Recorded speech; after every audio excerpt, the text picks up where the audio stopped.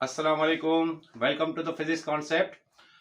आज एक नई कैटेगरी का जो है वो इस्तेमाल हम शुरू कर रहे हैं। मतलब नई कैटेगरी हम यहाँ पे अपने चैनल पे स्टार्ट कर रहे हैं और इस कैटेगरी का नाम है हमारे पास फिजिक्स प्रैक्टिकल्स का।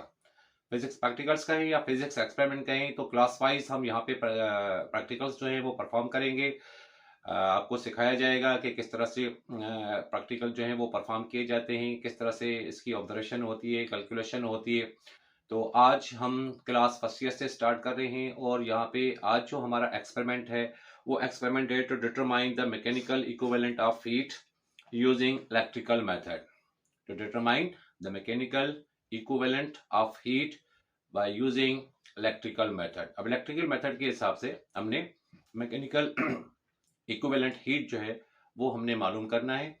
तो उसके लिए हमें जो apparatus रिक्वायर्ड होगा, तो सबसे पहले काम यही होता है एक्सपेरिमेंट को परफॉर्म करने के लिए कि आपको उस एक्सपेरिमेंट को परफॉर्म करने के लिए जो apparatus रिक्वायर्ड है उस apparatus को आपने अच्छी तरह से ध्यान में रखना होता है कि कौन कौन से apparatus यहाँ पे हम यूज़ कर सकते हैं। तो एक लिस्ट आपने बनानी होगी ताकि उस के मुताबिक आपको अच्छी तरह से अंदाज़ा हो जाए कि इस एक्सपेरिमेंट के अंदर कौन कौन से अपरेटस जो है वो हम यूज़ कर सकते हैं। तो सबसे पहले अगर आप हम वन बाय वन इसको शो करें, इसको दिखाएं कि आपके पास इस एक्सपेरिमेंट के अंदर कौन कौन से अपरेटस जो है वो यूज होंगे। अब स्टार्ट करते हैं कि कौन कौन से अपरेटस यूज होंगे। सबसे पहले आपके पास ये एक पावर सप्लाई का होना ज़रूरी है। उसके बाद इस पावर सप्लाई में हमारे पास 12 वोल्ट का एक पावर सोर्स होगा, क्योंकि ये इसके दो टर्मिनल्स हैं पावर सोर्स के, दैट इज 12 वोल्ट। उसके बाद हमारे पास क्या है, एक डिजिटल बैलेंस है, ठीक है। उसके बाद हमारे पास एक वोल्ट मीटर है, दिस इज वोल्ट मीटर। उसके बाद हमारे पास ये एक एमीटर है। उसके बाद हमारे पास एक कैलोरी मीटर है। इस कैलोरीमीटर, ये इसके बाहर एक बॉक्स है, अंदर से ये कैलोरीमीटर एक कॉपर का जो है वो बना होता है। इसके अंदर एक स्टेरर भी होता है और इसके अंदर एक कॉइल जो है वो कॉइल भी होती है। ये कॉइल जब हीटअप होगी तो इसके अंदर जब हम पानी डालेंगे तो उसका आपने इक्विवेलेंट हीट जो है वो इसकी मालूम करनी होगी। तो इसके आप देखें कि इस कैलोरीमीटर के अंदर आपके पास ये दो टर्मिनल्स भी आपके पास मौजूद हैं। उसके बाद इसके साथ हमारे पास एक की है, कुछ कनेक्टिंग वायर्स हैं और उसके बाद हमारे पास थर्मामीटर है, ठीक है। तो ये एक लिस्ट बन गई आपके पास। पावर सोर्स भी हो गया, पावर सप्लाई भी हो गया, डिजिटल बैलेंस हो गया, वोल्ट मीटर हो गया, एमीटर हो गया, कैलोरी मीटर हो गया, की हो गई, कनेक्टिंग वायर्स हो गई और थर्मामीटर हो गया। तो ये सारे apparatus आपने इसके अंदर जो है वो यूज करने होंगे, ठीक है। अब सबसे पहले हमने इस कैलोरीमीटर का हमने मास जो है वो मालूम करना है। ये डिजिटल बैलेंस हमने ऑन किया हुआ है, तो यहाँ पे आपको ज़ीरो शो हो रहा है। तो अब ये इसके ऊपर हम इसको रखते हैं और देखते हैं कि इसका मास जो है वो कितना है। तो तकरीबन इसका मास जो है वो 68.89 ग्राम्स का है। तो यहाँ पे इस पेपर के ऊपर हमने इसको नोट करना होगा, that is mass of calorimeter with स्टेरर, क्योंकि स्टेरर भी इसके अंदर शामिल है। तो मास ऑफ स्टेरर में तो ये हमारे पास जो इसका मास हो गया दैट इज 68.89 ग्राम के इक्वल है ये। This is mass of calorimeter, ठीक है। उसके बाद फिर हमने क्या करना है, mass of calorimeter plus स्टेरर plus water. अब इसके अंदर हमने थोड़ा सा पानी ऐड करना है। अब हमने इस कैलोरीमीटर के अंदर थोड़ा सा पानी ऐड करना होगा। इतना पानी हमने ऐड करना होगा तो ये जो आपके पास इसकी कॉइल है वो पानी के अंदर ऐसे जैसे ये डिप हो जाए, ये पानी के अंदर चले जाए, क्योंकि जब पानी इसके अंदर आएगा तो हम इसको जब इलेक्ट्रिसिटी देंगे तो उसकी वजह से इस पानी को हमने गर्म करना होगा, ये हीट जो है वो यहाँ पे ट्रांसफ़र करनी होगी। तो इसमें थोड़ी सी क्वान्टिटी ये पानी की हम इसमें मिला देते हैं, ठीक है। इतना पानी आपके लिए काफ़ी है, इसमें इतना पानी से इसमें ऐड कीजिएगा। अब उसके बाद फिर आपने इसको इस तरह से क्लोज कर दें। अब आपके पास क्या हो गया, जिसमें हो गया कैलोरीमीटर हो गया, स्टेरर हो गया और वाटर हो गया। अब इसका फिर से हमने मास जो है वो मालूम करना होगा। अब मास जो है हमारे पास इसका तकरीबन 118.71 ग्राम्स। तो यहाँ पे आपने नोट करना होगा 118.71 ग्राम, ये इसका मास हो गया, ठीक है, ठीक है। Mass of calorimeter, mass of calorimeter that is 68.89 ग्राम। उसके बाद mass plus calorimeter plus stirrer plus water, इसको हमने M2 से रिप्रेजेंट किया है, इसको हमने M1 से रिप्रेजेंट किया, या MC इसके साथ आप लिख सकते हैं इसको MC, या आप इसको MC या M1 से इसको रिप्रेजेंट करें। ये सिर्फ mass of calorimeter plus stirrer है। अब इसमें हमने पानी भी ऐड कर दिया। अब जो थर्ड ऑप्शन है हमारे पास वो है मास ऑफ वाटर। अब यहां से हमने इसका मास ऑफ वाटर मालूम करना होगा। अब क्योंकि M2 में आपके पास मास ऑफ वाटर भी है, कैलोरीमीटर भी है, स्टिरर भी है, इसमें से अगर इस चीज को mass of calorimeter plus stirrer को माइनस कर लें तो आपके पास मास ऑफ वाटर जो है वो आपके पास आ जाएगा। तो यहाँ पे अब इसमें से इस चीज में से आपने 100 इज इक्वल टू 118.71 में से माइनस करना होगा 68.89 को। ठीक है, अब जब आप इसमें से माइनस करेंगे जो भी वैल्यू आ जाएगा वो आपके पास क्या होगा, that is mass of water होगा। अब हमने यहाँ पे जो है मास ऑफ वाटर हमने मालूम कर लिया। तो मास ऑफ वाटर हमने कैसे मालूम कर लिया, मास ऑफ ये जो हमारे पास मास आया था that is 118.71 gram, that is mass of water plus stirrer plus calorimeter.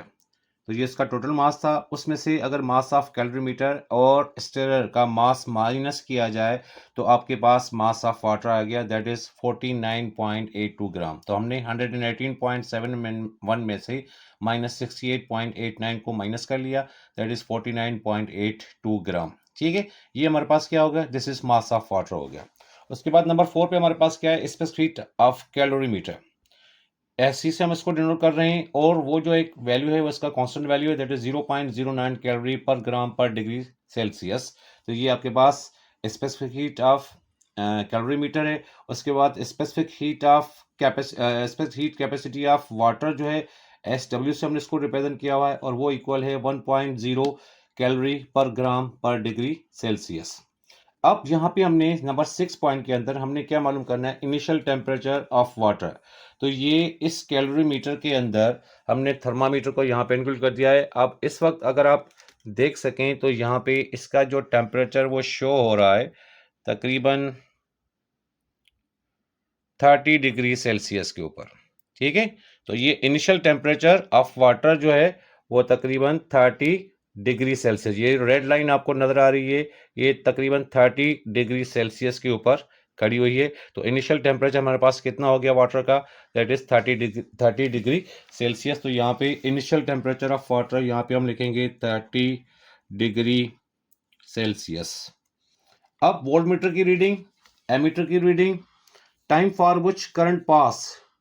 तो कम से कम आपने मिनिमम 10 मिनट्स आपने इसके ऊपर, क्योंकि जब आप इसकी कनेक्शन करेंगे और इसको आप इलेक्ट्रिसिटी के थ्रू आप इसको हीट देंगे, तो हीट देने के बाद आपने इसको कम से कम 10 मिनट तक, और वो इक्वल होता है 600 सेकेंड्स के, क्योंकि 1 मिनट के अंदर 60 सेकेंड होते हैं, तो आपने 600 सेकेंड तक इसको कंटिन्यू हीट जो है वो देनी है थ्रू इलेक्ट्रिसिटी की मदद से।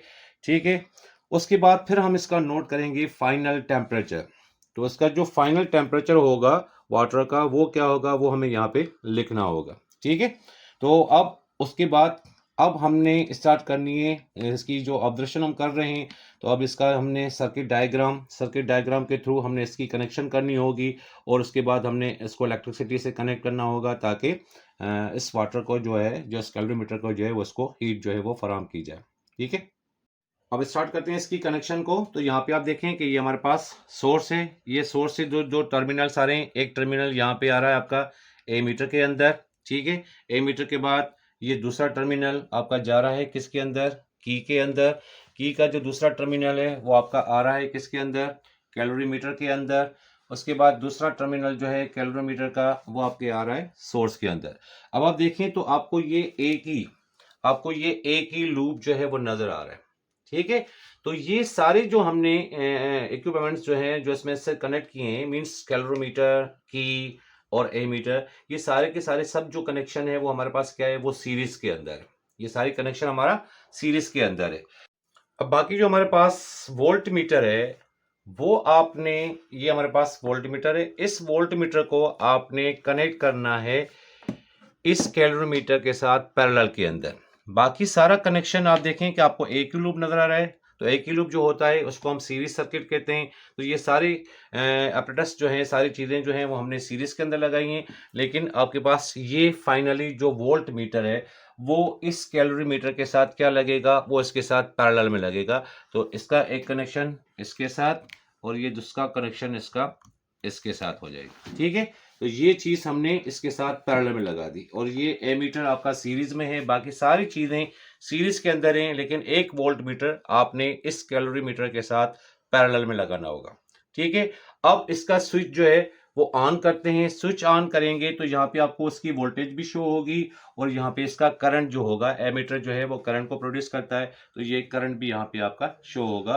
तो यहाँ पे इस की को, क्योंकि स्विच को हमने ऑन किया हुआ है पूरे कनेक्शन के, अब इस की के अंदर, इस की के अंदर हमने की जब इंसर्ट करेंगे तो की इंसर्ट करने के बाद आप देखिएगा कि वोल्ट मीटर की रीडिंग और एमीटर की रीडिंग आपको यहाँ पे शो होना शुरू हो जाएगी। अब आप देखें कि यहाँ पे आपके पास वोल्ट मीटर की रीडिंग शो हो रही है और वोल्ट मीटर की तकरीबन रीडिंग जो है हमारे पास, तो ये ऊपर जो है वो 5 वोल्ट्स लिखा हुआ है, लेकिन 5 वोल्ट से थोड़ा सा कम है, तो तकरीबन ये 4 वोल्ट्स को शो कर रहा है। और उसके बाद अगर हम करंट की बात करें तो करंट आपके पास तकरीबन 1 एम्पियर शो हो रहा है। ठीक है, तो ये वोल्ट 1 वोल्ट हो गया। और ये अब क्योंकि अब इसको हमने इलेक्ट्रिसिटी के साथ कनेक्ट कर लिया है, तो इसके अंदर जो कॉइल है, अब वो कॉइल जो है वो हीटअप होना शुरू हो जाएगी और आहिस्ता आहिस्ता इसका टेम्परेचर जो है वो बढ़ना शुरू हो जाएगा। अब इस पूरे प्रोसेस को आपने एटलीस्ट 10 मिनट्स तक आपने इसको कनेक्ट करके रखना होगा। 10 मिनट के बाद फिर हम इसको रिमूव करेंगे और इसका टेम्परेचर नोट करेंगे कि इस थर्मामीटर का टेम्परेचर जो है वो कितना इंक्रीज हो गया, कितना रेज हो गया। ठीक है, अब यहाँ पे अगर हम देखें तो वोल्ट मीटर के अंदर हमारे पास जो इसकी रीडिंग आई थी, वो रीडिंग हमारे पास कितनी है, दैट इज 4 वोल्ट्स। और करंट हमारे पास इसका कितना आया है, दैट इज 1 एम्पियर। ठीक है, तो करंट हमने शो कर दिया 1 एम्पियर और वोल्ट मीटर हमारे पास, वोल्ट मीटर की जो रीडिंग हमारे पास आई वो 4 वोल्ट्स आ गया। अब आपने एटलीस्ट 10 मिनट्स तक इसको इस तरह से ही कनेक्ट करके रखना होगा, ताकि फिर हमें 10 मिनट के बाद आपने इसका टेम्परेचर भी नोट करना होगा। ठीक है, जब ये सारा प्रोसेस कंप्लीट हो जाए तो 10 मिनट के बाद मैं आपसे मिलता हूँ और 10 मिनट के बाद हम चेक करते हैं कि इसका फाइनल टेम्परेचर जो है वो कितने तक रेज हो रहा है। 10 मिनट के पास 10 मिनट गुजर चुके हैं, तो 10 मिनट में आप देखें कि इस थर्मामीटर में आपको अगर टेम्परेचर नज़र आ रहा है तो ये तकरीबन आपका टेम्परेचर जो है वो 40 डिग्री सेल्सियस तक पहुंच गया है। इनिशियल टेम्परेचर हमारे पास तकरीबन 30 डिग्री सेल्सियस था। अब आफ्टर 10 मिनट्स हमने इसको हीट जो दी, तो हीट देने के बाद इसका टेम्परेचर जो है वो तकरीबन 40 डिग्री सेल्सियस तक पहुंच गया है। ठीक है, तो अब हमने फाइनल टेम्परेचर यहाँ पे नोट करना होगा। तो फाइनल टेम्परेचर आपके पास कितना हो गया, 40 डिग्री सेल्सियस। यहाँ पे जो हमारे पास फाइनल टेम्परेचर आ गया, that is final temperature of water, that is T2 is equal to 40 degree Celsius. ठीक है, तो आफ्टर 10 मिनट्स मीन्स 600 सेकेंड्स के बाद हमारे पास जो इसका फाइनल टेम्परेचर हो गया वो 40 डिग्री सेल्सियस के ऊपर हो गया। ठीक है, अब शुरू से अगर इसकी हम ऑब्जर्वेशन देखें तो सबसे पहले हमने मास ऑफ कैलोरीमीटर प्लस स्टेरर हमने मालूम किया था, जिसको हमने M1 या MC से रिप्रेजेंट किया था, दैट इज 68.89 ग्राम्स। उसके बाद नंबर 2 पे हमने mass of calorimeter plus स्टेरर plus water हमने मालूम किया, जिसको हमने M2 का नाम दिया था, वो था हमारे पास 118.71 ग्राम्स। उसके बाद फिर हमने मास ऑफ वाटर मालूम करना था। अब मास ऑफ वाटर हमें कैसे मिलेगा, इस टोटल मास में से, जिसमें मास ऑफ कैलोरीमीटर, स्टेरर और वाटर है, उसमें से अगर मास ऑफ कैलोरीमीटर प्लस स्टेरर को हम माइनस कर लें तो हमारे पास मास ऑफ वाटर आ जाएगा। तो ये 118.71 ग्राम माइनस 68.89 ग्राम्स, इसको हमने सब्ट्रैक्ट कर लिया, माइनस कर लिया, तो हमारे पास आ गया 49.82 ग्राम्स के इक्वल। इसी हिसाब से स्पेस हीट ऑफ कैलोरीमीटर हमारे पास जो इसका वैल्यू है वो 0.09 कैलोरी पर ग्राम पर डिग्री सेल्सियस है। स्पेसिफिक ऑफ वाटर हमारे पास SW है, जिसका स्पेसिफिक जो है वाटर की वो है 1.0 कैलोरी पर ग्राम पर डिग्री सेल्सियस। इनिशियल टेम्परेचर हमने जो नोट किया था वाटर का वो था हमारे पास 30 डिग्री सेल्सियस। उसके बाद जो वोल्ट मीटर की रीडिंग हमने नोट की थी दैट इज 4 वोल्ट्स। उसके बाद जो एमीटर की रीडिंग थी हमारे पास, जो करंट था हमारे पास वो 1 एम्पियर का करंट था। इसके बाद time for which current past, that is T, small t यहाँ पे टाइम को रिप्रेजेंट कर रहा है, वो हमने 10 मिनट्स का टाइम दिया था, that is equal to 600 seconds. उसके बाद फिर हमने फाइनल टेम्परेचर मालूम किया इसका after 10 minutes, that is T2 is equal to 40 degree Celsius. अब आते हैं इसकी कैलकुलेशन की तरफ। तो कैलकुलेशन में आप देखें, according to first law of thermodynamics, the amount of work is converted into heat. Amount of work electric energy के थ्रू हमने इसको दिया था। अब वो अमाउंट ऑफ वर्क जो है वो कन्वर्ट हो रहा है किसके अंदर, हीट के अंदर। तो यहाँ पे हम कह सकते हैं कि यहाँ पे जो वर्क डन है, मतलब जो वर्क है, इलेक्ट्रिक वर्क है, वो डायरेक्टली प्रोपोर्शनल कर रहा है to the quantity of heat generated, जिसको हम H से डिनोट कर दें।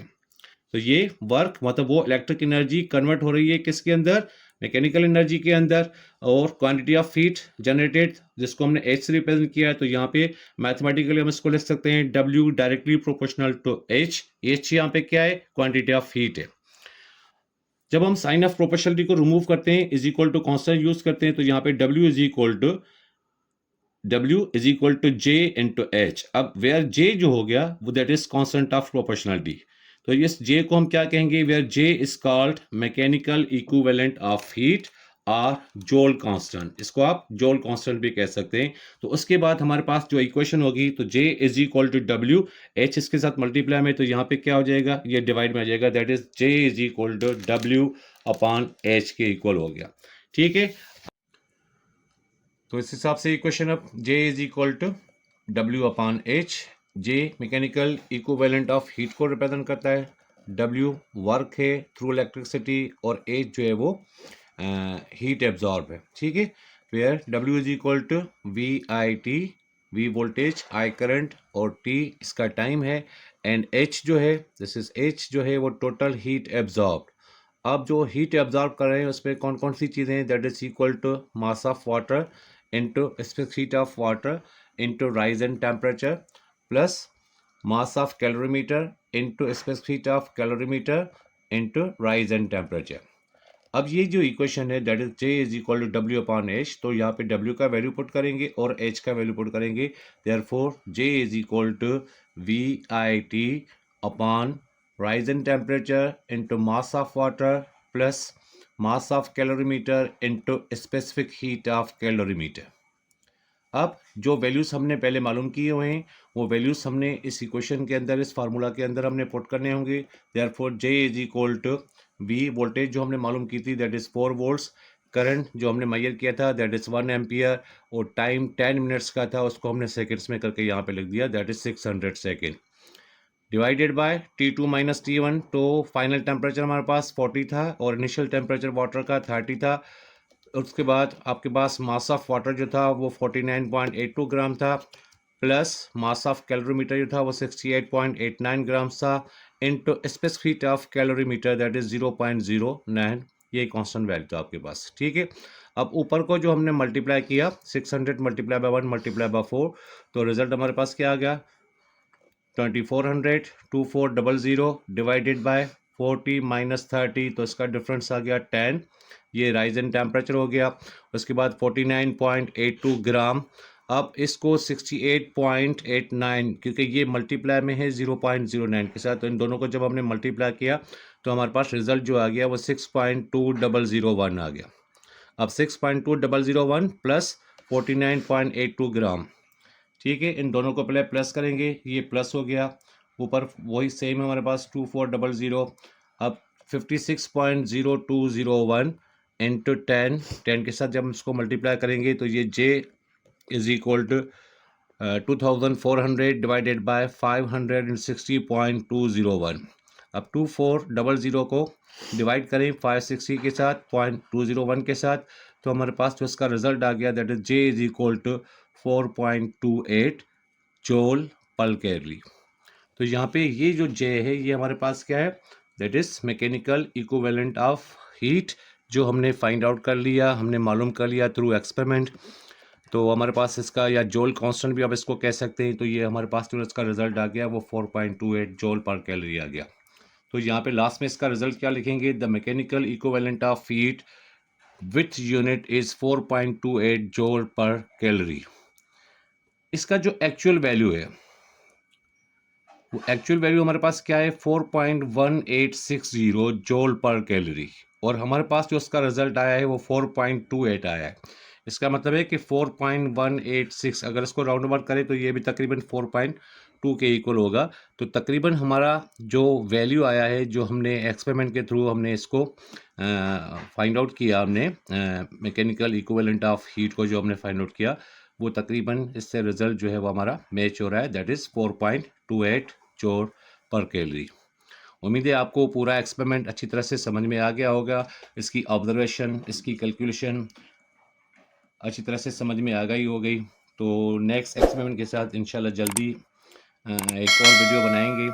तो चैनल को लाइक और सब्सक्राइब ज़रूर कीजिएगा। Thank you.